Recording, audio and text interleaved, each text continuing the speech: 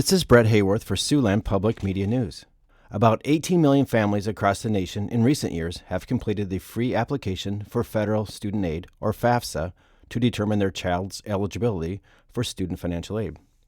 By this time of the year, as the fall semester ends at many colleges, a lot of motivated families would have already filled out the form by now, as it usually becomes available on October 1st.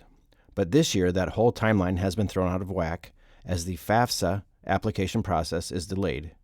Federal workers are working to simplify the form as required by a congressional measure in 2020. College administrators have sought to get a specific date for when the new FAFSA form would be available for families to fill out.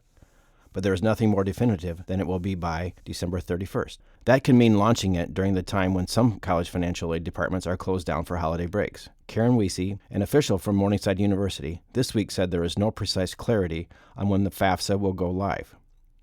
Weesey said the streamlining can be shown in the number of FAFSA questions, which are dropping from about 100 to 46. And now I'm joined by Merlin Cottle of Western Iowa Tech Community College. From what you've seen with families over the years, do families and students usually understand how to fill out the free application, or can it be intimidating for people who maybe are new to college vernacular or college procedures, et cetera? Yeah, the free application for federal student aid for many years has been, it's not complicated, but there's a lot of, fine details as it relates to students' income, parents' income, asset information. But yeah, the FAFSA over the years, the goal has been to make it easier to understand. The number of questions has been dramatically reduced to help that simplification.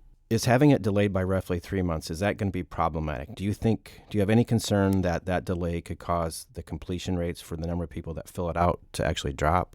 I have concern that it's going to be, the confusion right now is I think we have students completing the 23-24 application because it is open and many students are not aware of the delay for the 24-25 FAFSA. So I think some students are completing the 23-24, so we'll have some issue with that. We're going to have to reach out to those students and say, hey, just so you know, the application for the 24-25 FAFSA is now open, assuming that opens December 31st.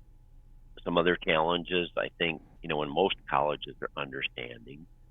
Some other challenges and concern I have is the lateness of the changes, because we, of course, have to wait for the U.S. Department of Education to reprogram their system. And then what happens is our software developer for colleges and universities then rework it so it can handle the information that comes from the Department of Education. So there's a long road ahead of us yet. And that delay, I am concerned. Will we eventually get it worked out with students? Yes, I think we will, because colleges and universities are well aware of the delay. It's not that they're going to waive all deadlines, but they're going to be understanding. In a typical year, some colleges by now possibly would have been sending out award letters to explain the financial aid that could be coming for the individual students. When do you think such award letters will be going out this year? For Western Iowa Tech here, based on the information that's coming out and the estimated or projected programming dates and the updates to our MIS system, I would say it's going to be March before we have any financial aid to offer out. Get actual official award letters out. You have to, like I said, you have to have your system programmed to work with the information that the department's providing, calculate that financial aid eligibility. So I could see maybe some colleges being ready in February is the earliest, and that's some colleges that, probably private colleges that have a little bit different recruitment process than we do at Western Iowa Tech.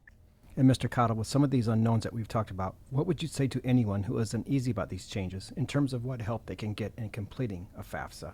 Well, I would say that we here again at Western Iowa Tech, we work with a company called ICANN, Iowa College Access Network, and what they do is they help us and they help students. So they will sit down one-on-one at our frontline staff here in Student Financial Services. Students can come in and get one-on-one help.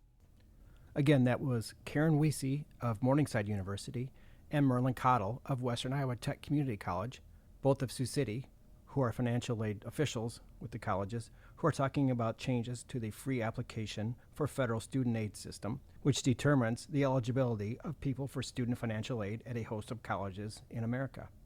This is Brett Hayworth for Siouxland Public Media News. Check our website for additional news at kwit.org.